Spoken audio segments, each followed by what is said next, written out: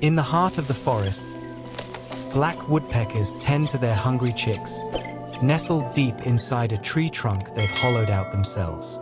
As Europe's largest woodpeckers, their abandoned nests become safe havens for creatures of the night.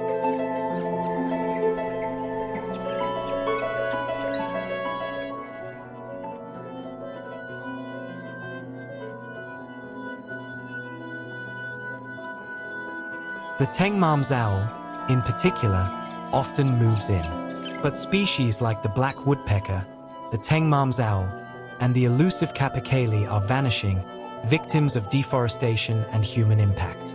Thankfully, people are beginning to understand. The true value of a forest isn't just in the wood, but in the life it shelters beneath its canopy.